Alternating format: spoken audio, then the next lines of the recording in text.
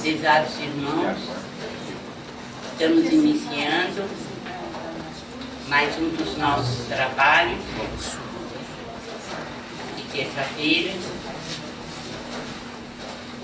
E o nosso programa este ano é o estudo do Evangelho segundo o Espiritismo, que está completando 150 anos de existência neste ano de 2014.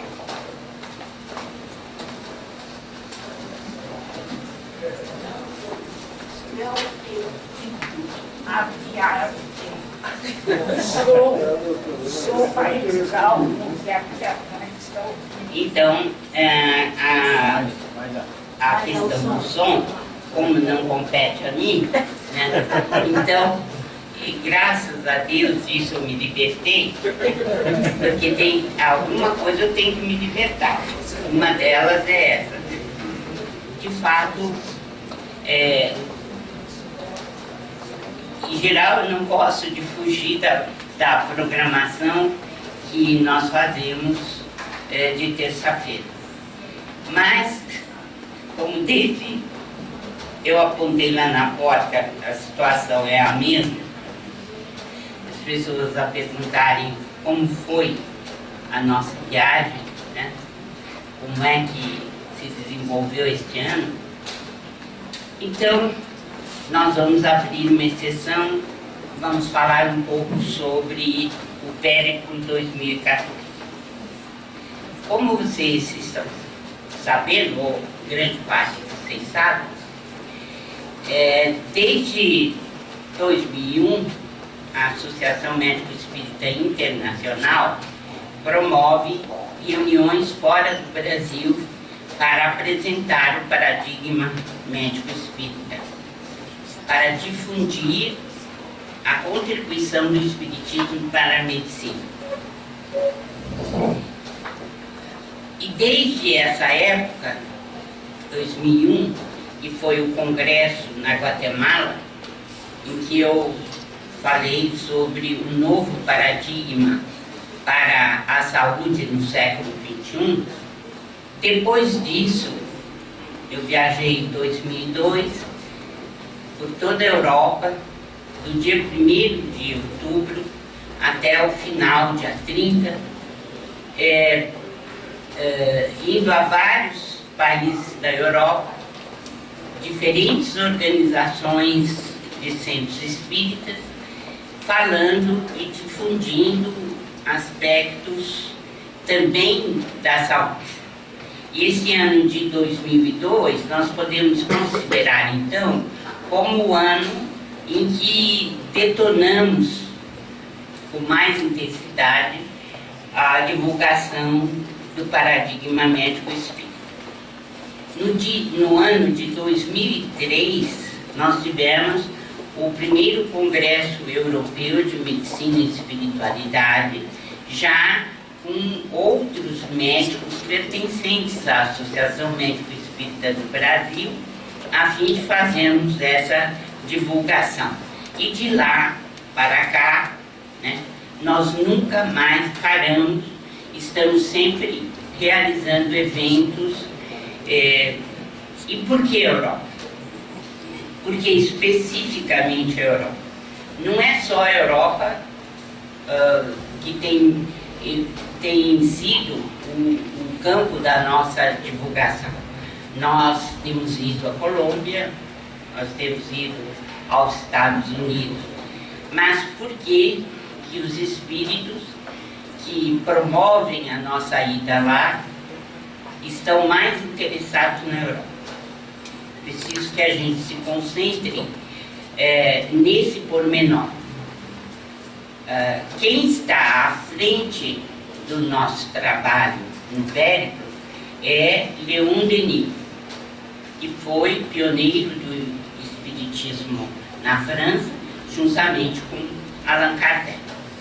E, obviamente, é o Dr. Bezerra de Menezes que, de comum acordo com Leon Denis, escolhe os oradores da Brasil, sugere temas e abre campo em várias cidades da Europa para que a gente possa falar de medicina e espiritualidade. Por que a Europa? Bem, o que Leon Denis nos disse, e que tem sido o motivo da nossa ida lá, é que nós, que estamos ligados à AM Brasil e à AM Internacional, temos uma dívida especial com a Europa, porque vivemos lá, desenvolvemos lá nossas encarnações, a maior parte dela. Temos uma influência muito grande da Europa sobre nós e, em última instância, ficamos sabendo que, de uma certa forma, nós separamos a ciência da espiritualidade pelo tipo de conduta nossa em encarnações passadas. Então, esse grupo que está reunido na AM Brasil, na AM Internacional, é um grupo que é devedor da Europa e do mundo em geral, no sentido de promover a aproximação da ciência da religião. É por isso que Leon Denis insiste conosco sempre que os périplos precisam ser realizados e que isso significa para nós uma oportunidade de resgate e também a difusão do paradigma médico espírita representa talvez uma oportunidade de renascimento do espiritismo na Europa, uma vez que o conceito que as pessoas infelizmente têm do espiritismo na Europa é de uma seita que é voodoo e que não tem assim uma expressão filosófica, científica, mas antes procura vender ou disseminar uma ideia de mediunidade oportunista, uma mediunidade que não está para servir à humanidade, mas para usufruir dos benefícios materiais que a humanidade, que a mediunidade pode oferecer. Então, realmente, nós vivemos na Europa um drama no sentido conceitual, porque o Espiritismo não goza em absoluto mais do prestígio que lhe deu Allan Kardec e os pioneiros, como Leon Denis, Gabriel Delany, Camille Flammarion e todos os metapsiquistas que vieram depois. Infelizmente, isso não existe mais na Europa. Estão como que brasas encobertas e está difícil de termos o fogo renovador que o Espiritismo traz com seus verdadeiros conceitos. Por isso é que nós estamos realizando essa tarefa. Pode parecer, em muitas ocasiões assim que nós somos Dom Quixote, né? E que estamos pelejando contra moinhos de vento. Por quê? Porque há toda uma tarefa para fazer, que é a de reabilitação do próprio Espiritismo. Há muitos núcleos na Europa e nós não queremos de maneira nenhuma tirar a importância dos núcleos de brasileiros na Europa, em absoluto. Eles fazem um trabalho sacrificial, muitos deles com grande empenho, inclusive financeiro, para que a doutrina tenha os seus grupos espíritas.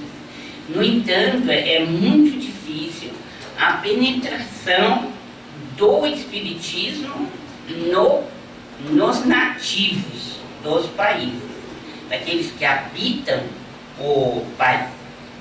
Um erro básico que o espiritismo brasileiro comete, não digo os que estão na Europa, digo os que têm uma visão da Europa a partir do Brasil, é achar que o europeu vai ter o mesmo tipo de culto que nós temos aqui no Brasil. É outra cultura, é outro empenho e é outra visão do que seja religião. Eles, em absoluto, não vão ficar montando o centro espírita como nós temos aqui, fazendo sessão de desobsessão, chamando para estudo do Evangelho. Isso não vai acontecer. E é preciso que as pessoas despertem para isso, porque o brasileiro vai com essa ideia de religião e de assistência na casa espírita que temos aqui no Brasil. Isso não existe na Europa e na cultura europeia. Isso não existe. Então, como é que nós poderíamos, a rigor, trazer o espiritismo, né, ou levar de volta o espiritismo para a Europa? Como é que nós poderíamos fazer isso? Certamente, Leon Denis e Bezerra de Menezes, eles sabem muito bem como isso poderia ser feito. Por quê? Porque chamaram a nós, médicos, para levarmos a mensagem espírita para a Europa. Por quê? A cultura europeia, ela é sofisticada e é principalmente vigorosa e é muito diferente, na minha opinião, do que temos aqui no Brasil. Porque são mais de 3.000 anos de história e espíritos acostumados a raciocinar em termos de ciência e de filosofia. E que filosofia eles fazem? E que ciência eles fazem? De modo que, quando nós fomos chamados para cumprir essa tarefa, o que se determinou no plano espiritual é que a gente levasse a parte científica da doutrina, não importa se do ponto de vista da ciência médica. Aliás, para eles seria até melhor, porque daria a possibilidade de mostrar casos práticos em que a doutrina espírita entraria em toda a sua grandeza para auxiliar a humanidade. E a parte prática poderia ser concluída a partir da teoria ou da ciência. Então, o que nós temos procurado fazer é levar os temas científicos da ciência médica, né, que nós aprendemos na universidade, e na medida em que isto vai sendo desenvolvido lá, nós tirarmos a conclusão evangélica ou a conclusão religiosa. Eles admitem isto, desde que você parta da ciência. Mas se formos pregar simplesmente a religião, Jesus, Novo Testamento, praticamente nós temos as portas fechadas. Por quê? Porque eles estão tirando uma conclusão, assim, enquanto intelectuais, que Jesus foi o responsável por 2 guerras na Europa e que, portanto, ele não merece ser seguido. Então, aquilo que nós temos aqui no Brasil, que é veneração por Jesus, por seus ensinamentos, e acreditamos que somente ele pode nos dar o rumo seguro da libertação espiritual, pode tirar o cavalo da chuva, porque eles não vão aceitar. Então, a questão questão toda é o seguinte: qualquer religião que se apresenta simplesmente para louvar os feitos do cristianismo é considerado seita. E seita para o europeu é lavagem cerebral. Você catequiza, você impõe princípios e você vai à guerra porque são pessoas que estão acostumadas a fazer facção. E são seitas, derivações. Bem, então o nosso nicho, se podemos dizer assim, quando nós vamos para a Europa, é o início e o fundamento dentro da ciência. Sem isso, não dá para pensar em termos de plateia dos nativos. Nativos, como eu já disse, europeus genuínos, né? Alemães, franceses, suíços, ingleses, enfim. Não dá para pensar nesses termos, porque eles não irão. Então, os oradores brasileiros que têm ido para lá e que vão falar simplesmente sobre religião, vocês podem ter certeza de que a plateia é, em sua imensa maioria, de brasileiros que moram na Europa. E por que não atrai o europeu? Como eu disse, por uma falsa interpretação ou uma interpretação errônea nossa, aqui do Brasil, de achar que eles vão se encantar com tudo aquilo que nós temos aqui, do ponto de vista religioso, e vão começar um movimento espírita europeu de larga escala. Isso não vai acontecer. A cultura deles não está formada dessa forma. Bom, dito isso, vou partir. Eu fiz na jornada médico-espírita em São Paulo uma espécie de um histórico de tudo aquilo que nós apresentamos nesses 12 anos de ida para o exterior. Quem desejar saber, tem o vídeo que a AME gravou.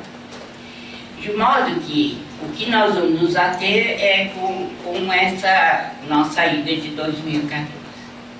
Diretamente, nós saímos do Brasil no dia 9 de outubro e fomos parar em Viena. Era o primeiro evento médico espírita que nós fazíamos na Áustria.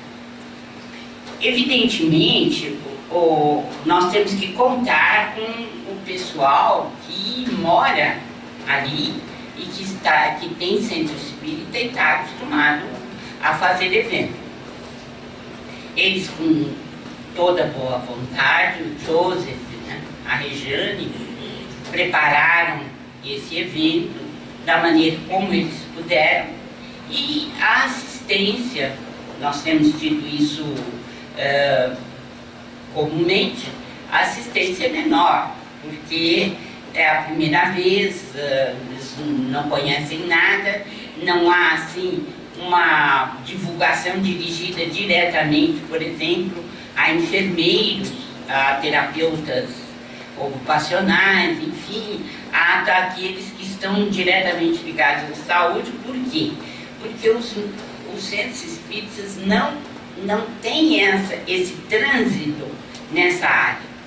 Mesmo assim, nós tivemos em torno de 60 participantes e tivemos perguntas muito interessantes no final, feitas pelos próprios austríacos. E no dia seguinte nós partimos, eu e Décio, né? O doutor Júlio Pérez participou no sábado conosco, o doutor Décio e eu. E nós fizemos então um seminário longo, porque era uma tradução por continuidade. Vocês sabem o que é isso? Tradução por continuidade. Não havia então o fone de ouvido, né, para que houvesse a tradução simultânea, mesmo porque era um evento pequeno, não dava para termos esse... Isso é um verdadeiro luxo, porque quem conhece isso sabe como é caro, né, e como é preciso se preparar para um evento dessa natureza. Então, no dia seguinte, eu e o Décio partimos para a República Tcheca. Vocês sabem que a Tchecoslováquia, ela se separou, né? Então tem a República Tcheca e tem a República da Iugoslávia, né? Então, na República Tcheca nós fomos a Praga, e é uma coisa tão interessante, é um país que foi comunista durante muitos anos. Vocês imaginam a gente chegar lá e falar essas coisas todas que estamos acostumados, quer dizer, um novo paradigma calcado no espírito, as doenças, como é que elas ocorrem e como é que é o tratamento proposto, enfim, vocês têm ideia do que seja, né? Ter dois médicos lá que eles nunca viram, né, falar sobre isso.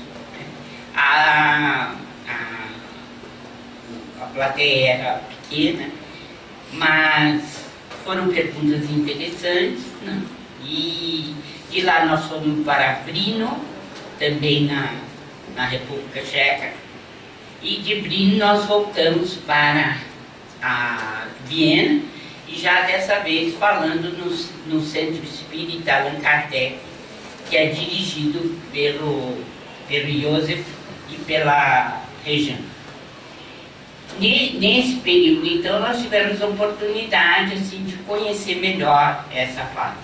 Quando o doutor Roberto Lúcio veio, né, ele fez, enquanto a gente ia para Lyon, o doutor Roberto estava fazendo na Polônia, em Varsóvia.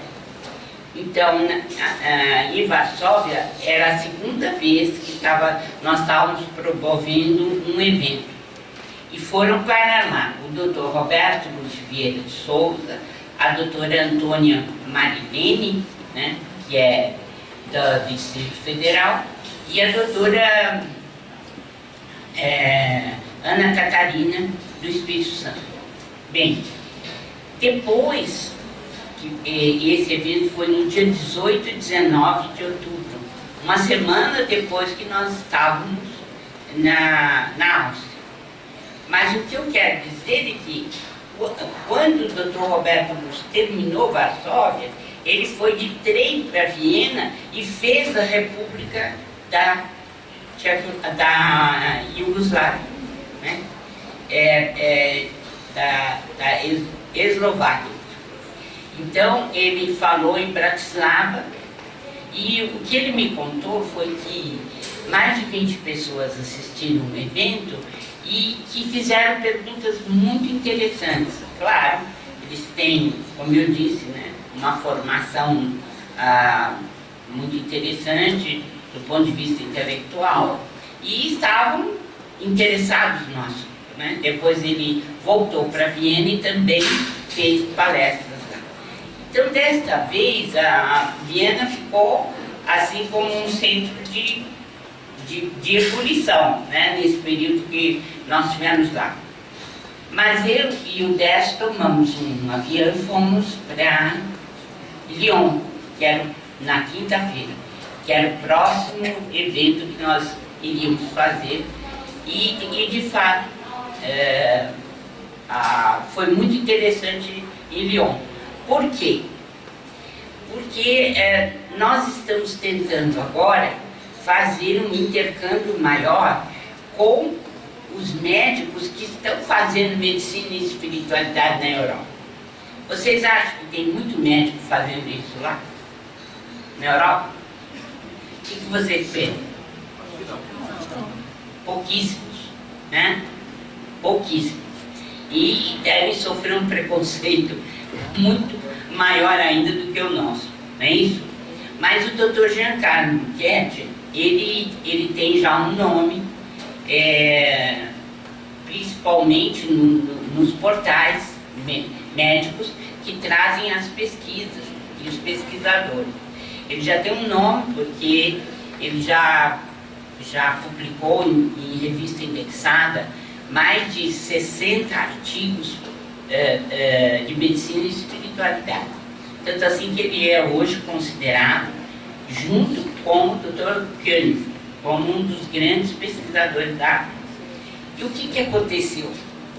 Ele começou a mandar, isso o ano passado, no ano passado, que a gente faz um evento de um ano para outro. Se vocês pensam que eu descansei depois que eu voltei, pode tirar essa ideia da cabeça, eu não paro. Já estamos prevendo 2015, já estamos sabendo quais são os auditórios que vamos ter, quais os oradores que vamos levar. É uma loucura. Não queiram entrar nesse rodapé. E aí, o que aconteceu foi que conseguimos 3 médicos que fazem medicina e espiritualidade na Europa. Uma da Sorbonne, que veio de Paris, a outra de Tours, psicóloga com PhD, a outra com PhD, e conseguimos o Dr. Guimet, que veio de Lausanne, na Suíça. Ele veio de Antwerp, que não é longe. E incrível, era aniversário dele e ele veio, e o filho vinha da Austrália para encontrar com ele. E ele saiu para ir fazer a palestra em Lyon. Ele manteve a palavra dele. Ele cuida de drogados. A especialidade dele, então, é dependência química. E ele mostrou no trabalho dele a questão da espiritualidade, como entra e de que forma é feito. Nós gostamos dessa experiência porque a OFA, que veio de Paris, ela fez pesquisas com presidiários em Paris. E foi muito interessante o que ela apresentou. Enfim, nós tivemos assim um intercâmbio muito importante para nós. E mais ainda, vocês não têm ideia do impacto que foi o espiritismo na vida dessas 2 mulheres. Impressionante. Quer dizer, quando elas viram que a nossa linguagem era uma linguagem científica e ao mesmo tempo utilizava todas as questões religiosas, elas ficaram impactadas. Mais interessante foi o Dr. Guimet, porque ele disse que ele saiu de lá no mesmo dia para encontrar o filho que vinha da Austrália, pelo menos até a noite, chegar lá para dar um abraço para o filho. Mas ele disse para o Jorge que ele nunca imaginou que seria desse nível a nossa apresentação. Então, essas coisas parecem pouco, mas quando você pega um continente em que 40% apenas estão ligados à religião, mais de 60% é materialista, é alguma coisa. E dali, nós tivemos em torno de uns 160 participantes, franceses, a maioria. Brasileiro vai, não que a gente esteja renegando em absoluto, né? Mas a gente tem que ter uma ideia dos nativos, se eles estão ouvindo e se estão se interessando, porque na verdade de espiritismo mesmo você tem muito pouco na Europa. Que dissessem, o espiritismo está se difundindo, não é verdade. Não é. O que existem são guetos, são panelas, são, graças a Deus que esses grupos espíritas existem no exterior para manter a qualidade espiritual de determinadas áreas. Bem, depois de Lyon, nós fomos peguei um avião, fui para Londres. Fui fazer o quê? Alguém viu alguma coisa na internet? Quem é que viu? Está no Facebook do Grupo Espírita Quebra-Cheio. Como? Está no Facebook do Grupo Espírita Quebra-Cheio. Então significa que eles não veem o Facebook do Grupo Espírita Quebra-Cheio. Não, eu tive dois seminários. Um foi sobre ser médium. E o outro seminário foi os trabalhos e as realizações do médium. Eram 2 dias. Um deles foi no Grupo Espírita Sir William Crookes, né? E que tem a Econete como presidente. Enfim, adorei, porque eu estava no meio só do pessoal espírita brasileiro e que trabalha muito na Europa para a formação desses nossos irmãos e para a troca de opiniões. O interessante nesses dois é que eu tenho que fazer uma volta há mais ou menos quase um ano atrás, quando eu estava terminando o périplo de 2014. Em geral, eu trabalho no meu computador e fico até de madrugada fazendo isso, aquele outro, vai e-mail, fazendo os programas e tudo mais. Quando eu terminei o programa, eu não tinha colocado nada para Londres. Tinha terminado o programa indo de Lyon para Lisboa e acabou, não tinha mais nada. Nisso o Chaplin vem, se apresenta dentro de mim e disse: você esse ano, que estava no início, não vai para Londres? Quem falou que você não vai? Bom,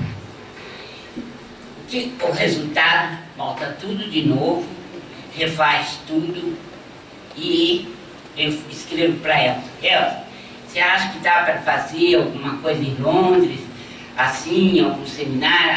Essa maravilha, vamos fazer 2 seminários. Um para ela já era pouco. Aí tivemos que fazer de terça e quarta. E na segunda eu fui de Lyon para lá. Ela veio me pegar, me ajudar, e a gente foi até Londres e fiz terça e quarta. E o interessante é que eu estava fazendo o seminário e dali a pouco eu vejo quem que entra. Quem entrou? O Chaplin. E o mais interessante é ele fazer pirueta. Assim, fazendo pirueta, fazendo aqueles negócios que ele fazia, não sei imitar, e rindo muito e todo maquiado como o Carlitos. Aí, de repente, eu vi que era um magote de espíritos que vinham vindo com ele. Era uma quantidade assim, sabe, formada por um laço fluídico, todos juntos. E quem era? Alcoólatras. Sabe como é que ele atraiu para o nosso ambiente? Fazendo as piruetas dele. Porque aqueles que estavam ali nem sabiam para onde iam. Entendeu? Eu aprendi mais uma coisa. Quer dizer, todos, principalmente os que mexem com arte, podem ajudar e muito a questão da espiritualidade. Por quê? Atraídos pelo carisma dele, eles vieram. E o que aconteceu? Ali nós tínhamos formado um ambiente de modo que aquele pessoal todo subiu e foi atendido.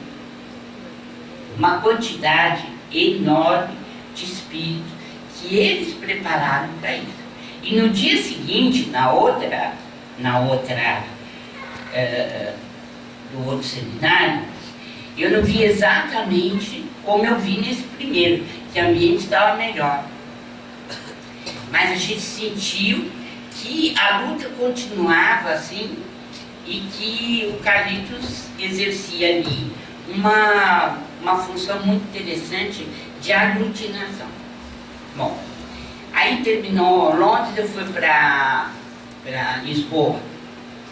Em Lisboa, o que aconteceu? Nós tivemos que trocar de auditório. Alguém sabe por quê?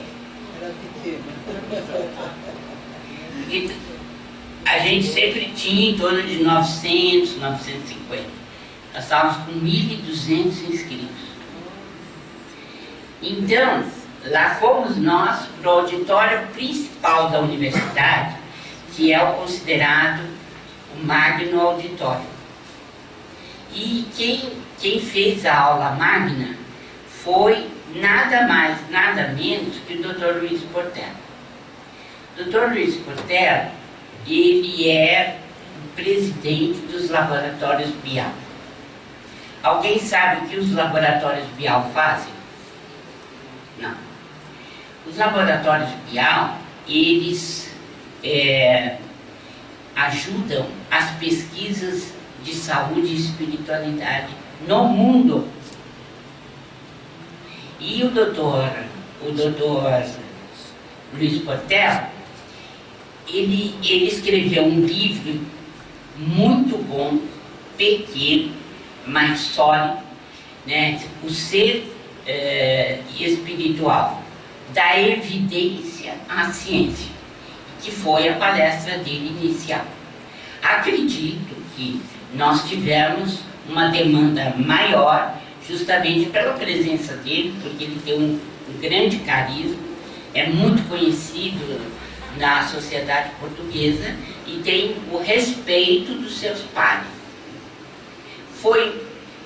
Posso garantir para vocês que foi um momento muito especial do nosso Pérez, porque ele é uma pessoa extremamente simples, humilde, e falou assim com grande eloquência, devido ao aspecto moral que ele tem, sobre a necessidade que o ser humano tem de lutar pela espiritualidade em si mesmo.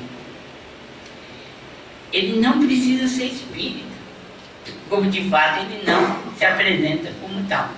Mas tudo que vocês podem imaginar, pesquisas sobre a existência da alma, a imortalidade, a reencarnação, tudo ele trouxe. Mas eu acho que o que foi realmente extraordinário foi ele ter pedido para a gente voltar para dentro de si mesmo e realizar o trabalho fundamental da vida, que é espiritualizar. Foi de uma felicidade impressionante o Dr. Luiz Portela. As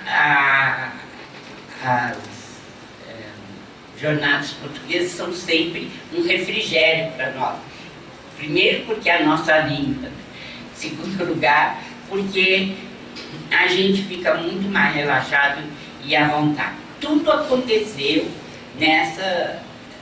O Haroldo Dutra era uma pedida do povo português para que ele fosse, mas o Rossandro não pôde ir, a mãe faleceu no dia das jornadas.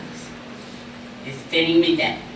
O doutor Sérgio Lopes não pôde ir porque 3 irmãos dele estão com doença grave e uma das irmãs teve que ir para a casa dele, porque não tem quem cuidar. Então, nós também tivemos nossos percalços, né? Eu sei que saímos de Portugal, de Lisboa, fomos para Amsterdã.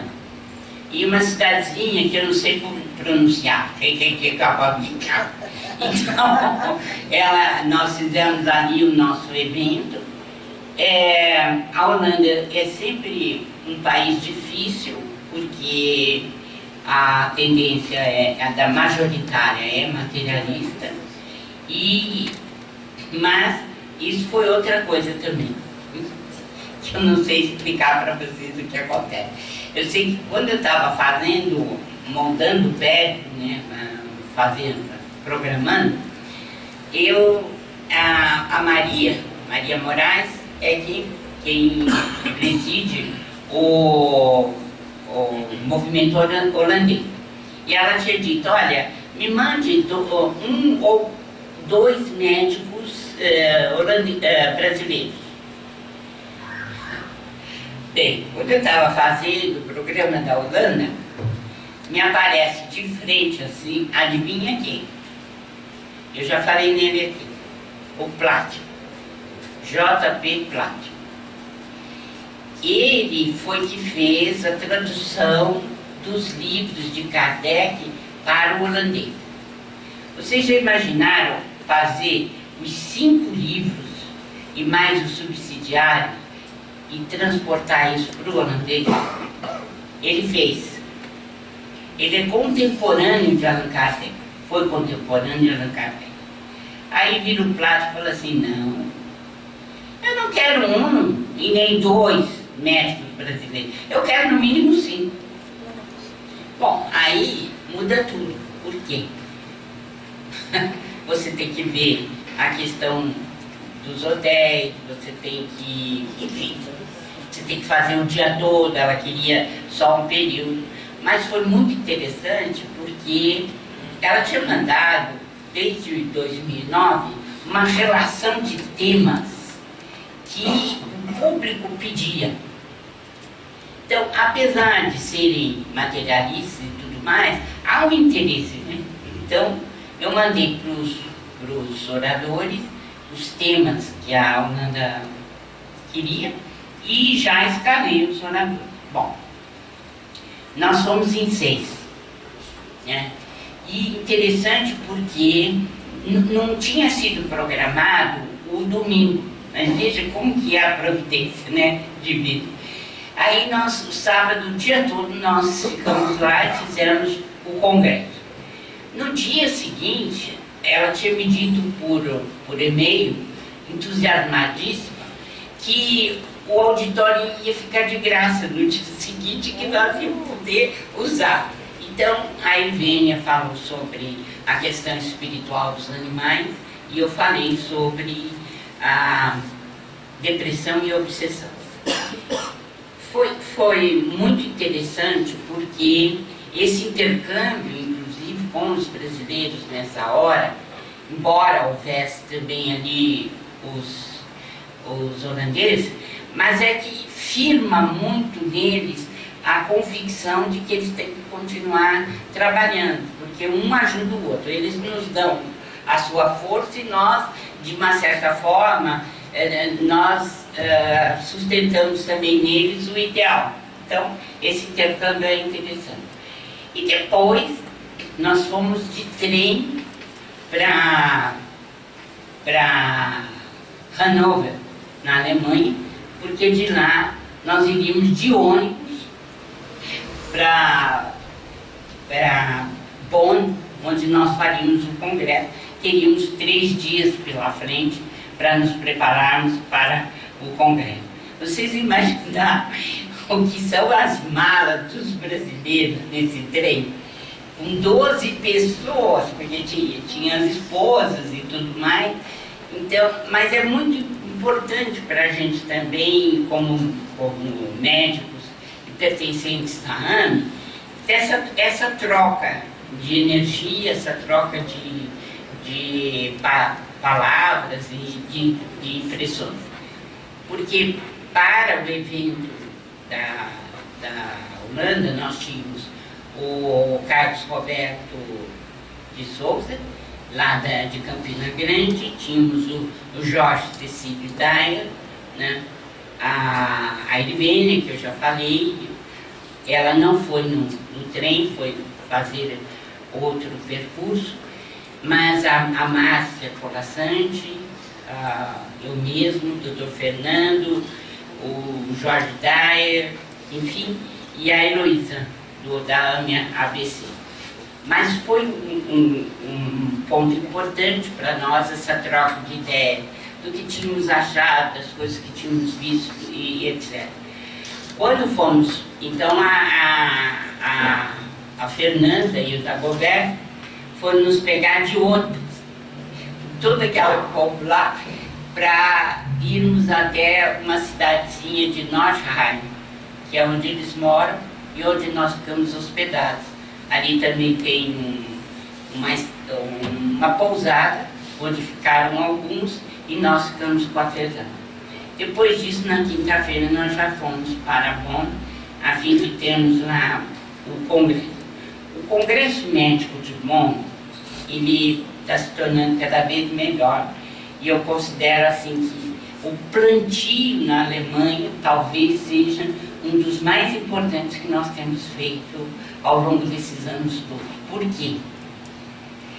Porque tem muito pouca gente que fala sobre medicina e espiritualidade lá. Mas o doutor Nico Kols, que falou desta vez, ele é PhD em psicologia. Ele disse algo muito importante depois que eu fiz a palestra, o doutor Fernando. Ele disse que nós estamos tendo a coragem que eles não têm. Isso me pareceu bastante, assim, elucidativo quanto ao que nós estamos fazendo lá, né? E a possibilidade que nós estamos tendo de difundir esse novo paradigma. E finalmente, uma perua, uma van, veio nos buscar com a Zelina e nós fomos para Luxemburgo. Quando chegamos em Luxemburgo, era a última semana, nós nos preparamos e fomos na quinta-feira de manhã para a Bélgica. E à noite nós fizemos na Bélgica pela primeira vez. No dia seguinte voltamos para Luxemburgo e fizemos o dia todo no sábado de eventos, né? A parte da tarde toda até a noite, e no domingo voamos de volta para São Paulo. Em Luxemburgo procurou-nos um médico que queria um curso de medicina e espiritualidade. Coitadinho. O que eu vou dizer para ele? Que a Europa não tem esse curso, né? Aí perguntei para o Jean, mas mandei uma propaganda do 4º Congresso de Medicina e Espiritualidade da Europa, que nem nós não estávamos sabendo, porque começou em 2009. Não tínhamos antes esse tipo de congresso lá. E é talvez uma saída, um caminho para a gente entrar em relacionamento com eles e ver o que realmente eles estão fazendo. Nós também recebemos convite da África, Casablanca, para irmos até lá, mas o doutor José me pediu cautela para a gente se concentrar na Europa, porque o nosso principal objetivo está ali. Bem, era isso. Se alguém tiver alguma pergunta para fazer, alguma dúvida. Belas experiências. Belas experiências. Doutora, antes da ida para a Europa, a senhora esteve também nos Estados Unidos. Também era alguma participação no congresso, alguma atividade? Então, foi o 5º congresso também. O 4º ou 5º, eu me perco um pouco nisso aí. A doutora Sônia Dói é presidente da Associação Médico Espírita, é uma associação muito bem já firmada, e ela e o Cícero dirigem muito bem essa associação, e nós lá temos parceiros já garantidos, o Gerd Schwartz, né? Mesmo o Dr. Mário Borregar, que falaram conosco dessa vez. Eles já sabem perfeitamente quem nós somos, né? E qual a nossa posição. Então nós tivemos um congresso muito bom. Como eu disse, tudo aquilo que você for fazer é devagar. E você tem que aceitar que seja assim. Se nós fôssemos para a Califórnia, talvez fosse melhor para nós, porque há mais médicos abertos para a espiritualidade. Mas em Washington, eles são mais estritos, né? Mas, de qualquer maneira, eu acho que fazer um evento desse é uma vitória, sinceramente, no país assim, né? E tendo americanos para ouvir, né? Essa que é a questão. Você achou que na América era mais receptivo que na Europa? Você Hã? achou que na América era mais receptivo que na Europa? Olha, a América tem 2/3 das universidades com curso de medicina e espiritualidade. 2/3. Nem o Brasil tem isso. Entende? O movimento medicina e espiritualidade começou lá. Nós aqui foi da mesma época, 1968. Lá 1970. Né? Isso tudo foi organização espiritual. A Associação Médica Espírita de São Paulo foi fundada em 68. Tudo isso é programado. Então, se há um lugar onde medicina e espiritualidade vai vigorar muito, é nos Estados Unidos. Mas nós temos que trabalhar exatamente na Europa, onde essas coisas não existem ainda. Doutor, em relação à Europa ter poucos centros espíritas, como é que fica em relação à desobsessão dos espíritos de lá, se é que isso existe? Uma tarefa auxiliar que não é realizada. Isso não é realizado. Será que é porque os europeus estão, sei lá, pode ser até uma bobagem que eu vou falar, um nível acima dos demais países? Nível cultural, nível de moral, não sei. Olha, eu tenho desconfiança quando diz que 40% só frequenta religião. Tenho muita desconfiança. Porque no livro dos Espíritos está claro que o Espiritismo veio para combater o materialismo. Então eu não posso achar que está bem uma população que deixa de lado, né? E que prefere Deus é bobagem, Jesus é bobagem, tá? Eu prefiro assim, nós vamos trabalhar lá sem julgamento. Não julgamos ninguém, não achamos...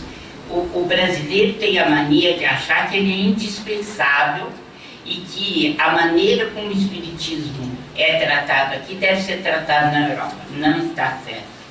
Está errado. A cultura é diferente. Não é assim. Tanto assim que os oradores brasileiros que falam, principalmente em matéria de religião, não interessa para eles. Eles saem e vão embora. Entendeu? É outro tipo de tratamento. Talvez seja por isso que a gente, de alguma forma, esteja conseguindo dialogar com eles.